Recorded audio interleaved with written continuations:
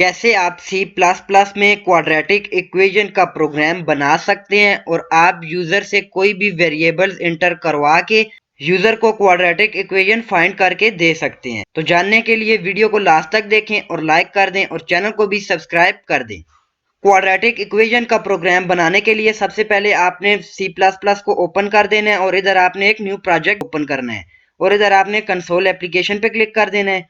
इसके बाद आप इस सेव पे क्लिक कर दें और रिप्लेस कर दें। तो हमारे पास सबसे पहले कुछ इस तरह का इंटरफेस ओपन हो जाता है। इधर आपके पास एक लाइब्रेरी ऐड हुई होती है और आपने एक लाइब्रेरी ऐड करनी है maths.h की, क्योंकि आपने मैथ की एक क्वाड्रेटिक इक्वेशन फाइंड करनी है, इसलिए आप इधर मैथ की लाइब्रेरी ऐड कर दोगे। तो हमने इधर मैथ की लाइब्रेरी ऐड कर दी है। इसके बाद आप कमेंट को डिलीट भी कर सकते हो। इधर हमने अभी कमेंट डिलीट कर दिया है। इसके बाद आपने यूजिंग नेम स्पेस std लिख लेना है। तो हमने इधर यूजिंग नेम std लिख लिया है। इसके बाद आप इंट मेन को वाइड कर सकते हैं। इधर हमने इंट मेन को वाइड कर दिया और हम स्कोप के अंदर इंटर कर देंगे। तो इधर हमने सबसे पहले ऊपर इंट लिख लेना है और कोई भी वेरिएबल आपने इंटर कर देने हैं। तो हमने यूजर से 3 वैल्यूज इंटर करवानी है, तो उसके लिए हम 3 वेरिएबल डिक्लेयर कर देंगे ए, बी और सी के नाम से। हमने इधर ए, बी और सी के नाम से 3 वेरिएबल डिक्लेयर कर दिए हैं। इसके बाद हम सी आउट देंगे। इधर आप सी आउट में लिख सकते हैं inter value of A, inter value of B और इंटर वैल्यू ऑफ सी। आप 3 सी आउट दे के उनमें तीनों वैल्यू इंटर करवा सकते हैं यूजर से। तो हमने इधर सी आउट 3 दे दिए हैं और उसमें हमने लिख लिया inter value of A, inter value of B और इंटर वैल्यू ऑफ सी। इसके बाद आपने तीनों का सी इन भी दे देना है और उसमें हमने लिख लेना सी इन ए, सी इन बी और सी इन सी। तो इधर मैंने तीनों का सी इन भी लिख लिया। सबसे पहले सी इन ए कर दिया और सी इन बी कर दिया और सी इन सी कर दिया है। इसमें मैंने यूजर से 3 वैल्यूज इंटर करवानी है और यूजर को बताना भी है कि कौन सी वैल्यू आपने इंटर करनी है। इसके बाद हम चलते हैं क्वाड्रेटिक इक्वेशन की तरफ और क्वाड्रेटिक इक्वेशन हमारे पास क्या है हम वो भी देख लेते हैं। तो देख ले हमारे पास क्वाड्रेटिक इक्वेशन है minus B plus minus under root B square minus 4ac divided by 2a। सबसे पहले माइनस बी ये हमने फाइंड नहीं करना होता। इसके बाद आगे हमारे पास square root of B square minus 4ac। सबसे पहले हम बी स्क्वायर को फाइंड कर लेते हैं। इसके बाद हम 4ac को फाइंड करेंगे और उसके बाद 2a को फाइंड करेंगे और फिर हम इसको सीक्वेंस में लिख लेंगे और इनका आंसर शो कर देंगे। तो हम अब चलते हैं अपने प्रोग्राम की तरफ। सबसे पहले हमने फाइंड करना है बी स्क्वायर। तो बी स्क्वायर हम कैसे फाइंड करेंगे? हमारे पास एक फार्मूला होता है स्क्वायर को फाइंड करने का। आपने जिसका भी स्क्वायर लेना है तो उसके पीछे आपने लिखना है पी ओ डब्ल्यू। पी और डब्ल्यू लिखने के बाद आपने ब्रैकेट डालनी है और ब्रैकेट डालने के बाद आपने जिस वेरिएबल का स्क्वायर लेना है उस वेरिएबल को एंटर करना है और कॉमा डाल के अगर स्क्वायर लेना है तो आपने स्क्वायर लिख लेना है। क्यूब लेना है तो आपने इधर 3 लिख लेना है। अगर पावर 4 लेनी है तो 4 लिख लेना है। आपने जो भी पावर लेनी है वो इधर लिख सकते हैं। इसके बाद आपने ब्रैकेट को क्लोज कर देना है। इसके बाद हम जानते हैं 4ac आप कैसे फाइंड करेंगे। 4ac को फाइंड करने के लिए आपके पास देख लें 4 मल्टीप्लाई ए मल्टीप्लाई सी। इस तरह आप इसको लिख सकते हैं। जैसे हम इधर लिख लेते हैं 4 मल्टीप्लाई ए मल्टीप्लाई सी। इधर हमने लिख लिया 4 multiply by A multiply by C. तो हमारे पास ये भी फाइंड हो गया। इसके बाद आप 2a करेंगे तो 2 मल्टीप्लाई बाई ए कर देंगे। अभी हम प्रोग्राम की तरफ चलते हैं और उसमें हम प्रोग्राम को लिख के भी देखते हैं। तो हमने सबसे पहले बी स्क्वायर फाइंड करना है। तो स्क्वायर फाइंड करने के लिए इधर हम एक और वेरिएबल ऐड कर देते हैं और उसको हम डी का नाम दे देते हैं और इधर हम डी को इक्वल कर देते हैं। तो हमने अभी पीछे देखा है कि स्क्वायर को फाइंड करने के लिए आपने पी और डब्ल्यू लिखना है और उसके बाद आपने ब्रैकेट डालनी है और उसके बाद आपने जिस वेरिएबल का स्क्वायर लेना है आपने उस वेरिएबल को लिखना है और कामा लिख लिया आप स्क्वायर लिख लेंगे। तो इसी तरह से हमने कर दिया। इसके बाद हमने फाइंड करना है 4ac। तो हम एक और वेरिएबल लेंगे और उसको 4ac के इक्वल कर देंगे। इधर हम डी ई कर देते हैं और ई को हम इक्वल कर देते हैं 4 multiply by A multiply by C. तो इधर हमने 4ac भी फाइंड कर दिया है। इसके बाद हमारे पास आ गया 2a। हम एक और वेरिएबल लेंगे और उसमें हम 2a को भी लिख लेंगे। ई के बाद हम f यूज कर देते हैं और f को इक्वल कर देते हैं 2 मल्टीप्लाई बाय a। तो हमने तीनों को फाइंड कर दिया है। बी स्क्वायर को भी फाइंड कर दिया है, 4ac को भी और 2a को भी। इसके बाद हम फिर चलते हैं अपनी इक्वेशन की तरफ। तो इक्वेशन में आप देख सकते हैं हमारे पास है बी स्क्वायर माइनस 4ac। तो हमने बी स्क्वायर में से माइनस कर देना है 4ac को। तो हम अभी प्रोग्राम में देखते हैं, इधर हमने बी स्क्वायर को इक्वल किया हुआ है डी के और 4ac को हमने इक्वल किया हुआ है ई के। हमने डी माइनस ई कर देना है। तो एक और वेरिएबल लेना है, उसको हमने डी माइनस ए लिख लेना है। एफ के बाद हम जी लिख लेते हैं और इधर हम जी को इक्वल कर देते हैं डी माइनस ई। तो ये हमारे पास हो गया बी स्क्वायर माइनस 4ac। हमने ये भी फाइंड कर दिया है। इसके बाद हम चलते हैं अपनी क्वाड्रेटिक इक्वेशन की तरफ। तो देख लिया हमने बी स्क्वायर माइनस 4ac भी फाइंड कर दिया है। तो इसके ऊपर हमारे पास है स्क्वायर रूट। तो स्क्वायर रूट फाइंड करने के लिए भी आपके पास एक फार्मूला है। जैसे हमने ऊपर पावर का फार्मूला पढ़ा है, अभी हम स्क्वायर रूट का फार्मूला भी जान लेते हैं। तो स्क्वायर रूट फाइंड करने के लिए आप एस क्यू आर टी लिखेंगे और इसके बाद आप ब्रैकेट डालेंगे और आपने जिसका स्क्वायर रूट फाइंड करना है आप वो वेरिएबल लिखेंगे। जैसे उधर हमारे पास एक जी वेरिएबल है, तो इसको हम बंद कर देंगे। अभी हम चलते हैं अपने प्रोग्राम की तरफ। तो प्रोग्राम में हमारे पास g इक्वल है डी माइनस ई और डी माइनस ई हमारे पास है डी में हमारे पास बी स्क्वायर माइनस 4ac। तो हमने फार्मूला में पढ़ा है कि बी स्क्वायर माइनस 4ac का स्क्वायर रूट हमने फाइंड करना है। तो वो हमारे पास g के इक्वल आ गए। तो हमने square root of g find करना है। तो इसको हम एक वेरिएबल और एंटर करेंगे। g के बाद हम कर देते हैं h और h को हम इक्वल कर देंगे स्क्वायर रूट ऑफ g।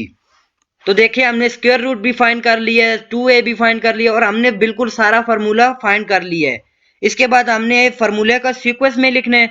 तो उसके लिए हम एक और वेरिएबल एंटर करते हैं i और चलते हैं हम अपने क्वाड्रेटिक इक्वेशन की तरफ और उसमें हम जान लेते हैं कि कैसे हमने इसको सीक्वेंस में लिखना है। तो हमारे पास दो लाइन ऑफ कोड आ जाते हैं। जैसे हमारे पास minus B square root of B square minus 4ac हो गया और एक हो गया minus B minus square root of B square minus 4ac। ये हमारे पास दो लाइन ऑफ कोड आ गए हैं। तो हमने इन लाइन ऑफ कोड को प्रोग्राम में लिखना है। तो हमने ऊपर i का एक वेरिएबल डिक्लेयर कर दिया है और i को हम लिखेंगे minus B minus square root of B square minus 4ac हमारे पास h के इक्वल आता है, हम h लिख लेंगे। इसके बाद हम j लिखेंगे और j में हम चेंज कर लेंगे, h से पहले प्लस कर देंगे। इधर ऊपर हम j को डिक्लेयर भी कर देंगे। तो हमने इधर j भी फाइंड कर लिया है। इसके बाद क्वाड्रेटिक इक्वेशन में आ जाता है डिवाइडेड बाय 2a। तो हमने इसको डिवाइड कर देना है और 2a से, तो हमारे पास आंसर फाइंड हो जाएगा। तो हमने अपने प्रोग्राम में अब इसको 2a से डिवाइड कर देना है। तो आपको पता है क्वाड्रेटिक इक्वेशन में हमारे पास दो आंसर आते हैं। तो हम दो वेरिएबल एंटर कर देते हैं, जिसमें हम एक लिख लेते हैं x1 और एक लिख लेते हैं x2। इसके बाद हम x1 को इक्वल कर देते हैं। 2a हमने ऊपर फाइंड कर लिया है, जिसको हमने f के इक्वल लिया है, तो हम इधर डिवाइडेड बाय f कर देंगे। इसके बाद x2 में भी हम ऐसे ही करेंगे। x2 में हम इधर j लिख लेंगे, j डिवाइडेड बाय f। तो हमारे पास x1 और x2 दोनों आ गए। इसके बाद हम x1 और x2 का सी आउट भी दे देंगे, क्योंकि हमने x1 और x2 का आंसर भी तो शो करना है ना, इसलिए हम सी आउट दे देते हैं। तो देख लिया हमने सी आउट दे दिया x1 और x2 का। तो देखिए हमने सी आउट दे दिया x इज x1 हमने इधर शो कर दिया है। इसके बाद हमने सी आउट दिया x इज x2 शो कर दिया है। तो हमारे पास दो आंसर शो हो जाएंगे। आप जानते हैं कि हमारे पास क्वाड्रेटिक इक्वेशन में कोई अनडिफाइंड वैल्यूज भी आती हैं। एनी नंबर डिवाइडेड बाय 0 हमारे पास अनडिफाइंड वैल्यू आ जाती है। और इधर बी स्क्वायर माइनस 4ac अगर इधर अंदर माइनस हो जाए तो हमारे पास आंसर फिर भी अनडिफाइंड आता है, क्योंकि स्क्वायर रूट के अंदर अगर माइनस में वैल्यू हो तो आपके पास आंसर अनडिफाइंड आ जाता है। तो हम प्रोग्राम में इसके लिए कंडीशन भी यूज कर लेंगे।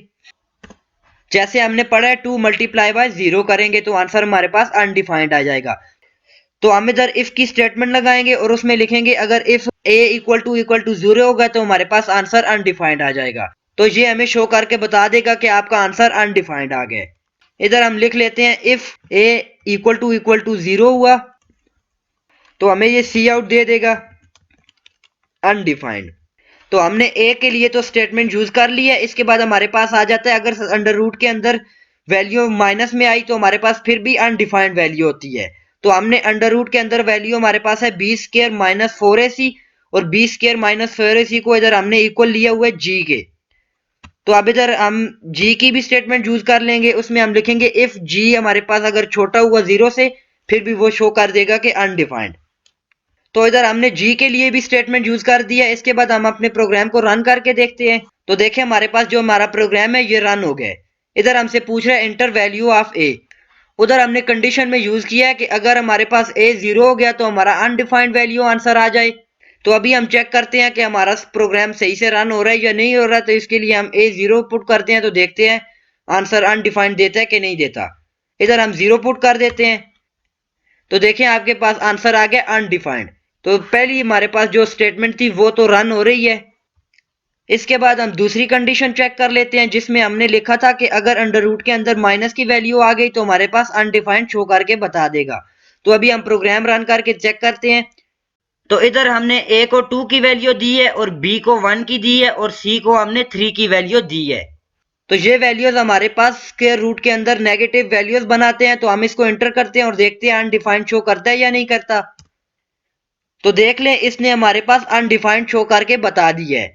तो हमारी दोनों स्टेटमेंट वर्किंग है। इसके बाद हम सही सी वैल्यू एंटर करते हैं और देखते हैं हमारा आंसर सही आता है या नहीं आता। तो हम इधर वो वैल्यूज एंटर करेंगे जो कि हमारे पास सही से आंसर शो करके बताएं। तो मेरे पास मैथ का एक क्वेश्चन है जिसमें मेरे पास ए की वैल्यू 1 है, बी की 3 है और सी की 2 है।